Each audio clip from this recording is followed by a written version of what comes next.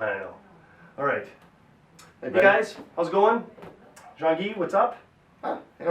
Rates. Hanging out? Yeah, rates. That's right. Yeah, well, let's start there, I guess. Yeah, what's happening? I know there's been lots of conversation about it. So Yeah, the last few weeks have been a changing market Right. for the interest rates. right. Actually, you could say until right after the election, rates started going up. Okay. Yeah. The economists have been talking about what they call quantitative easing, and that means where the government's going to start taking money out of the bond market. Okay. And it's to the tune of like, they put in about $4 billion a week, and they want to dial that back to $1 billion at a time slowly. I don't know for sure that this is the reason that the bond rates are going up, but the bond rate is what is the leading indicator where fixed interest rates are going to go. Okay. 3 weeks ago, they rose up to an average point. It was from 0.8% to up to 1.1%, and it stayed at that 1.1% for 2 weeks Right. until this morning. Right. And now what? So we're going to see if it sustains itself at this level. We could see another 10 basis point interest rate rise on the fixed. What does this mean for consumers? Yeah, where are we buyers? at? Yeah. So the average 5-year fixed is, I'll say 209 to 224 Right. on an insured mortgage. Yeah. Add 10 basis points to that if this stays there. So it could be 219 to 239. Right. We've been talking about rates rising. I wasn't expecting this until spring. I thought we'd be able to get to Christmas, January without seeing this, but well, the markets are telling us different. Sure. So, And I mean, still at 239. I mean, if you look at it comparatively speaking, like, per $100,000 is about $4 a month. and even over the last, I don't know, 25 years, 2.2. Never happened. Yeah, it's been pretty. To put it in perspective, interest rates are on sale still. Yeah. Before COVID, we had the average 5-year fixed was 3.79%. Right. Just before COVID. Right. And then it tumbled down to the levels that we have today. Yeah. So, everybody wants to get a new mortgage, and it's still a great time to buy a house because these are still on sale. They're never going to be lower. Yeah. Yeah. Buying houses today is still amazing. And our economy is still trying to come back from such a tough time the last 5-6 years. So I think Alberta's on the cusp of a giant recovery. Yeah. You've got natural gas at a number we've never had Yeah. in years. Yeah. Oil is at $80, Yeah. which we haven't in 6 years. Yeah. So we are Yeah. poised for an Alberta boom. Yeah. I'm talking to a lot of my oilfield friends that have some big companies, like they can't hire enough people right now for the workload. Yeah. that's And going on. I've heard that too, that the labor shortage is phenomenal in this province right now. So that all these things kind of hopefully help our market. Red Deer. I mean, if I got to use paper because What's going on there, the Ben? numbers are the numbers. So yeah, I mean, the big indicator for me, I always talk about is that list to sale ratio. So that list price versus what you actually sold it for price, and knowing that 2 to 3% off your list price is kind of a stable market. Anything under 2% or even 2.5% or less starts to be a buyer's market, and anything over about 3.5%, 4% starts to be a seller's market. Or sorry, I reversed them. Sorry, seller's market under, and anything over that would mean it's a buyer's market because they're getting more off the list price, right?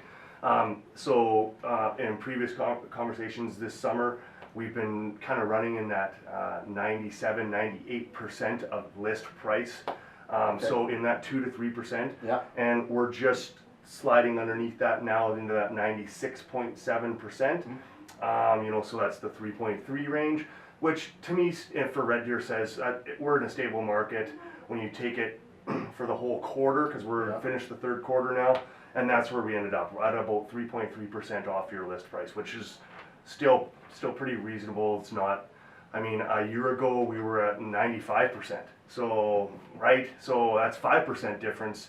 On a $300,000 sale, that's $15,000. Crazy. So to think that we're almost half that now, Yeah. that's pretty good. So that's a strong indicator that we're in a stable market. That's We good. had that seller's market going, spring kind of June, Yeah. and now it's kind of stabilized. Inventory, Red Deer's inventory is still pretty good. It's only up a little bit. Nothing to even note.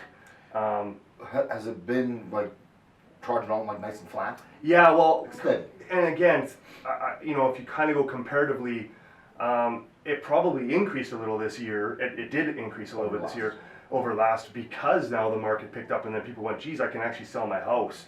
Yeah. Let's put it on the market.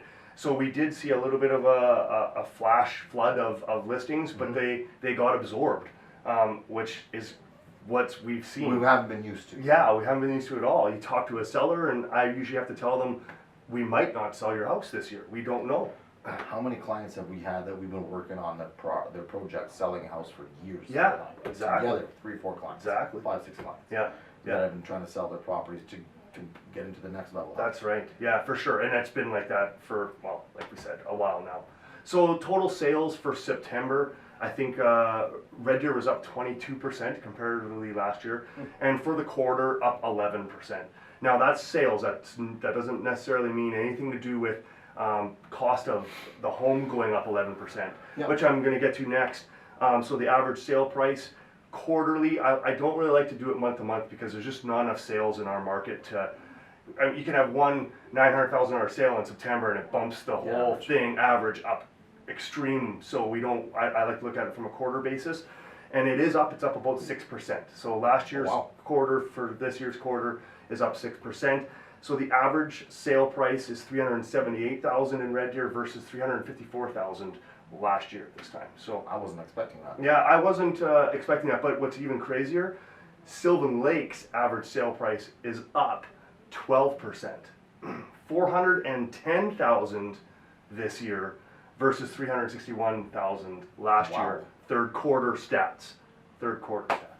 So kind of interesting. But again, I will say this: like Red Deer sells roughly 90 to 100 houses a month.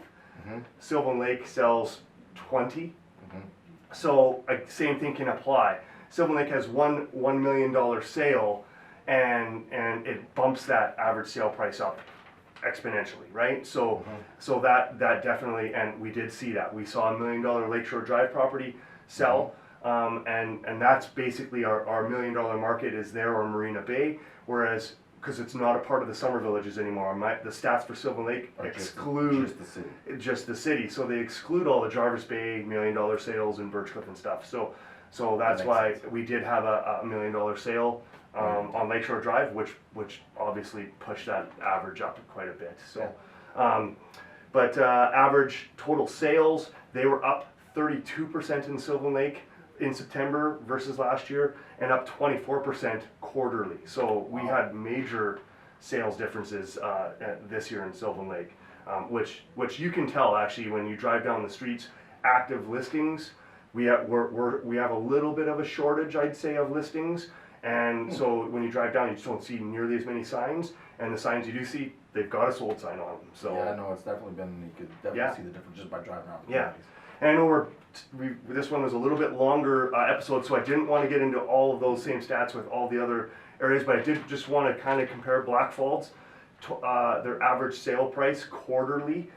Again, so $346,000 was their average sale price this year, $348,000 last year. So they actually didn't really see any increase. I thought they would, but we just didn't. They must have had a lot more sales there. And I think inventory, when you compare it to somewhere, I mean, they're a little smaller than Sylvan Lake for population, but they actually have more inventory than we do. So, and I think maybe because of that 2012, 13, 14 kind of growth that they had, there's a bit more inventory there. So maybe that's why that average sale price didn't push ahead as well as it could have.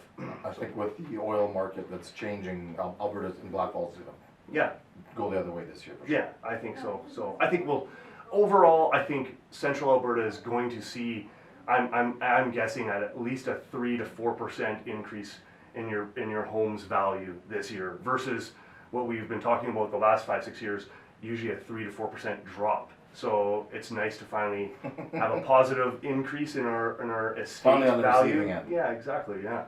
Catch up with the rest of Canada. Yeah, yeah, like Toronto and Vancouver, man. Yeah. So that's what we've got for you today. Again, check us out on all of our social media platforms. Feel free to make comments or give comments on this, and yeah, we'll talk again Next in month. November. Yeah. Sounds great. Take care. Thanks, Ben. Yeah. Bye, guys.